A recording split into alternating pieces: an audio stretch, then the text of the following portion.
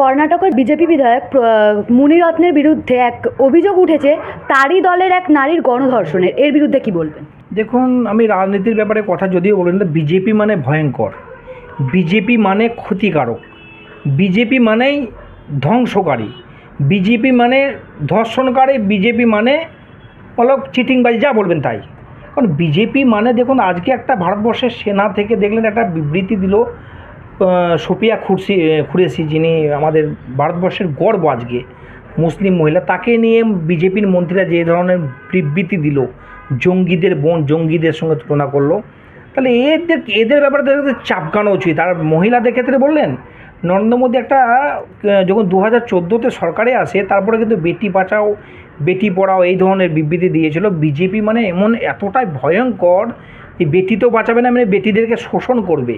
এই যে পরিস্থিতি সৃষ্টি করেছে বিজেপি মানেই পিটাও, আমি তো বলতে পারি। কারণ এই নোংরা রাজনীতির ক্ষেত্রে যে নোংরামো চলছে, মহিলাদের প্রতি যে ধরনের নোংরামো করছে, এর অবিলম্বে ব্যবস্থা নেওয়া উচিত।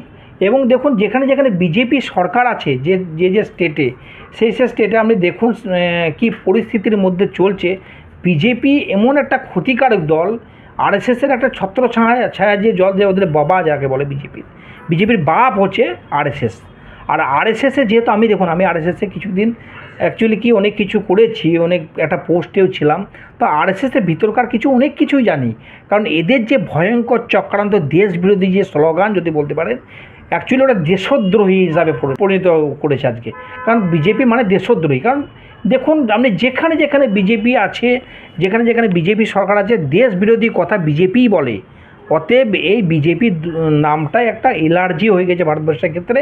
সেটা সামনের ইলেকশনে দেখবেন, যখন ইলেকশন আসবে তখনই বুঝতে পারবেন বিজেপির যে পরিস্থিতি আজকে চলছে, ভয়ঙ্কর পরিস্থিতি। কোনো দিনই সাধারণ মানুষ আজকে বিজেপিকে নিতে পারছে না। আর মহিলারা এরপরে দেখবেন ঝাঁটা পিটা করবে। কারণ ওরা যে ধরনের এই যে ধর্ষণ, এই যে দেখলেন আমাদের বাংলাতে কিছু একটা হলে দেখবেন সেটাকে নিয়ে ভয়ঙ্কর রাজনীতি করছে। আজকে তাদের কেন মুখ বন্ধ?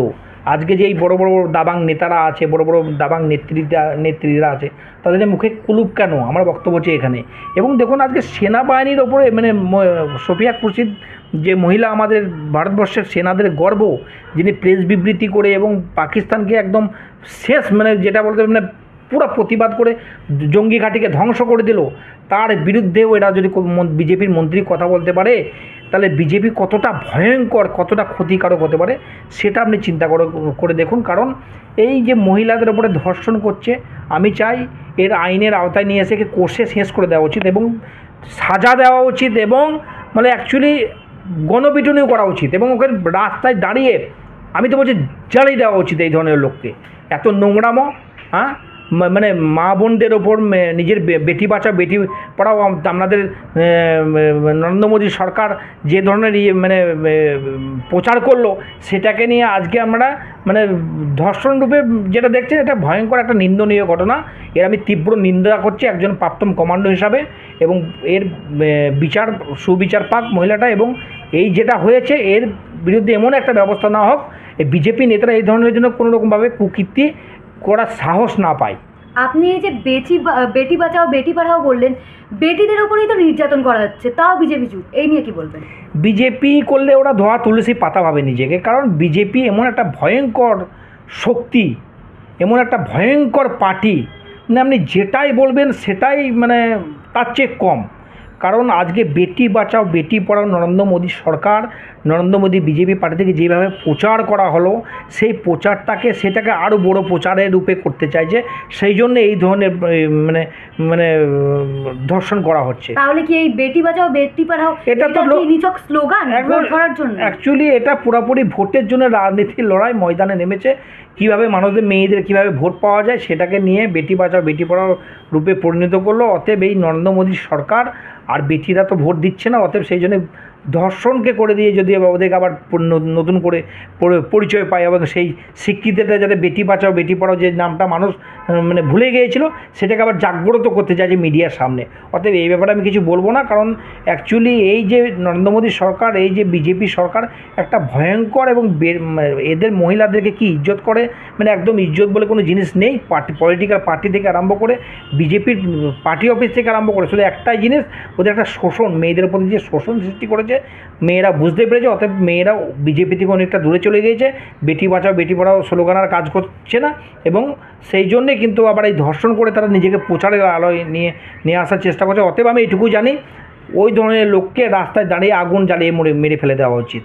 কারণ আজকে দেখছেন পলিটিক্যাল রাজনীতি না দেখে ওই যে বিজেপির এমএলএ করেছে, বিজেপির মন্ত্রী যে ধরনের কথা বলছে, ও দেশবিরোধী কথা বলছে, তাকে আইনের ব্যবস্থা নেওয়া হোক, তার সঙ্গে সঙ্গে ওকে রাস্তায় চড়ায় দাঁড়িয়ে তাকে সিধা একদম জ্বালিয়ে দেওয়া উচিত, আমি এইটুকুই মনে করি।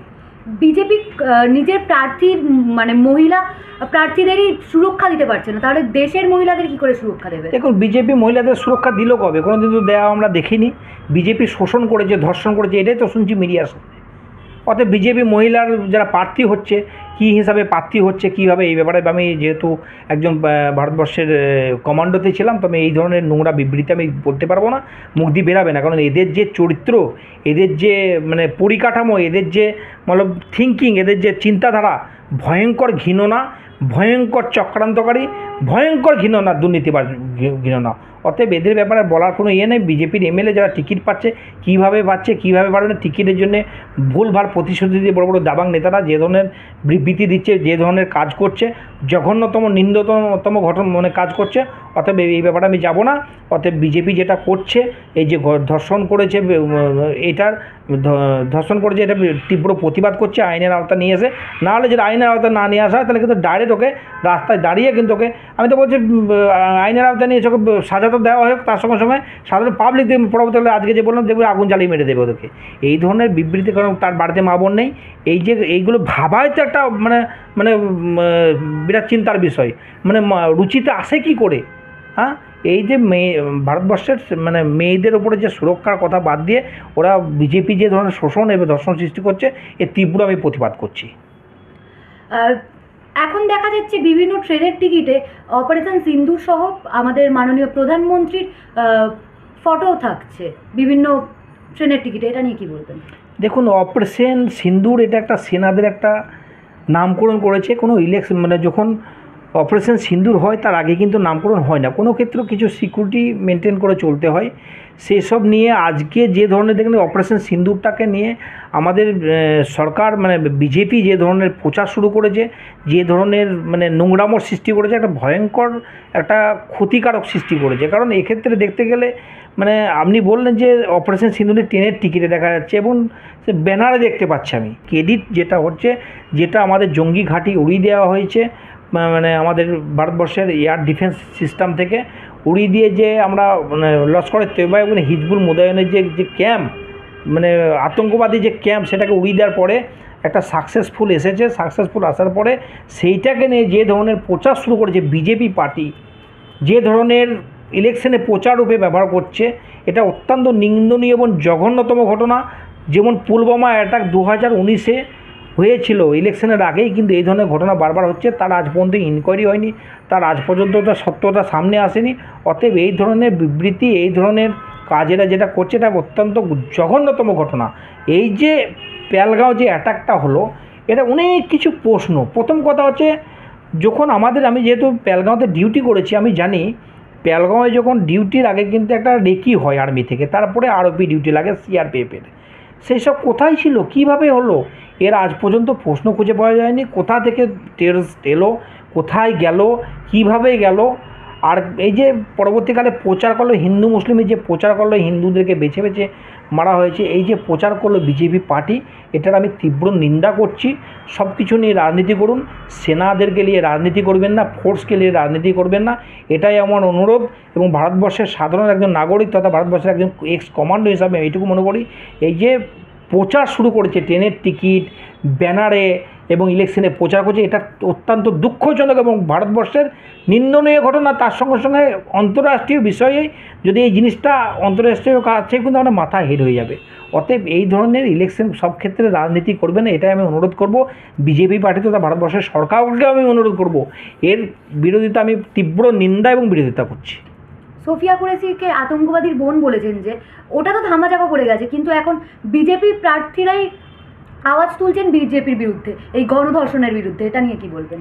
দেখুন, সোফিয়া কুরেশি একজন মহান মহিলা বলতে পারেন, আমাদের ভারতবর্ষের গর্ব বলতে পারেন, সেনাবাহিনী তথা সেনাবাহিনী মানে ভারতবর্ষের একটা গর্ব।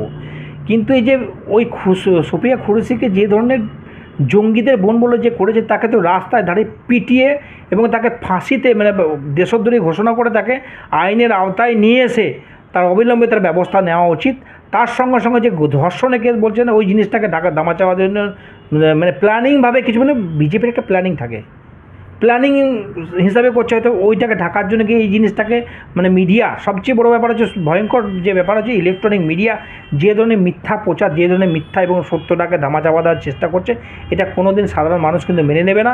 অতএব সত্যটা সামনে আসছে এবং এই যে সুপ্রিয়া কুরেশির ব্যাপারে যেটা বলেছে এটা আমি তীব্র প্রতিবাদ করছি এবং এই ধর্ষণ যে করেছে তারও তীব্র প্রতিবাদ করছে। কারণ ধর্ষণ করা মানে একজন সাধারণ নাগরিক হিসাবে, ভারতবর্ষের নাগরিক হিসাবে যে ধরনের ধর্ষণ করছে, বিজেপি পার্টি অফিসে নিয়েও দেখেছেন ওই আগে ধর্ষিতা হয়েছে।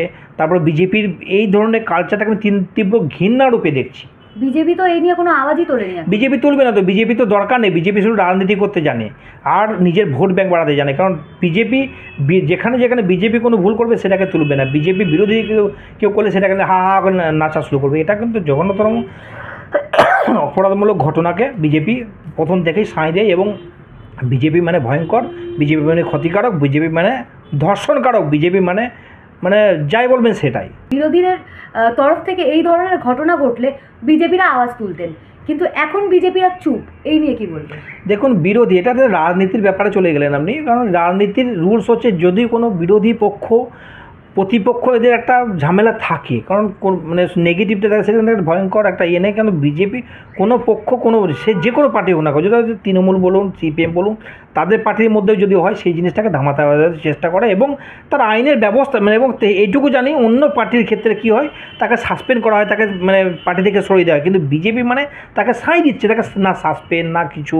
অতএব এই যে রাজনীতির যে ব্যাপার, এই ব্যাপারে আমি বেশি কিছু বলবো না, রাজনীতি আমি করি না। কারণ এই যে চলছে বিজেপি মানেই একটা ক্ষতিকারক। কারণ বিরোধীরা এর ব্যাপারে অত্যন্ত আওয়াজ তোলা উচিত, যাতে তার আইনের আওতায় নিয়ে এসে তাকে সাজা দেওয়া হোক। এবং বিজেপি কোনোদিনই কিছু করেনি না করবে, অতএব ওরা শুধু বিরোধীদের ওপর আক্রমণ ছাড়া কিছু নেই। এবং দেশটা আজকে যে পরিস্থিতির পরিকাঠামোর সৃষ্টি করেছে, সেনাদের সম্মান থাকবে না, জওয়ানদের সম্মান থাকবে না এবং কিষাণদের সম্মান থাকবে না, তার সঙ্গে সঙ্গে মানে মজদুরদের সম্মান থাকবে, নারীদেরও সুরক্ষাততা সম্মান নিয়ে চিনিমিনি খেলছে। এর চেয়ে নির্লজ্জ ঘটনা এবং দুর্ভাগ্যজনক ঘটনা দেশে কি হতে পারে? অতএব এটাকে আমি বলবো যে আইনের আওতায় নিয়ে এসে ব্যবস্থা করা হোক। আজকের আমার সর্বশেষ প্রশ্ন, মাননীয় প্রধানমন্ত্রী বলেছেন তার শরীরে রক্ত নয় সিঁদুর বইছে, এটা নিয়ে আপনি কি বলবেন? দেখুন, একটা মানুষের শরীরে থাকে রক্ত, আমরা যেটুকু জানি। কারণ সেক্ষেত্রে রক্ত নয় সিঁদুর, এটা সিঁদুরকে অপমান করা হচ্ছে। সিঁদুর যে আমাদের অপারেশন সিঁদুর, যেটা আমাদের ভারতবর্ষে এয়ার ডিফেন্স তথা সেনাবাহিনী থেকে যে নাম দেওয়া হয়েছে, নামকরণ করা হয়েছে, সেটাকে অপমান করলো নাম্বার এক। নাম্বার দুই হচ্ছে উনি মহিলাদেরকে অপমান করলো। কারণ সিঁদুর নামের সঙ্গে কিন্তু মহিলাদের একটা সুন্দর একটা মানে স্বীকৃতি এবং মহিলাদের একটা বিরাট বড় একটা অহংকার বলতে পারেন, গর্ব বলতে পারেন, সেটাকে নিয়ে খিল্লি করলো। অতএব একে আমি কী বলবো, একজন ভারতবর্ষের যে সর্বশ্রেষ্ঠ মুখ, ভারতবর্ষের যে প্রধানমন্ত্রী, সে যদি এই ধরনের কথা বলতে পারে, এর চেয়ে নিন্দনীয় ঘটনা কী হতে পারে? অতএব আমি তীব্র প্রতিবাদ এবং বিরোধিতা করছি। কারণ এটাকে অপারেশন সিঁদুরটাকে, যেটা আমাদের ভারতবর্ষের নামকরণ করে, সেনাবাহিনীর নামকরণ করে যে অপারেশনের নাম দিয়েছে, সেটাকে খিল্লি করা হচ্ছে। অতএব প্রধানমন্ত্রী নিজেকেই যদি ভেবে থাকে যে সব কিছুই আমি, অতএব সেটা নয়। বা দেশ মানে প্রধানমন্ত্রী সব, দেশ মানে সাধারণ জনতা, দেশ মানে ভারতবর্ষের সেনা, দেশ মানে আমরা সকলেই। অতএব আমরা এর আমি একজন কমান্ডো হিসাবে তীব্র প্রতিবাদ এবং নিন্দা করছি।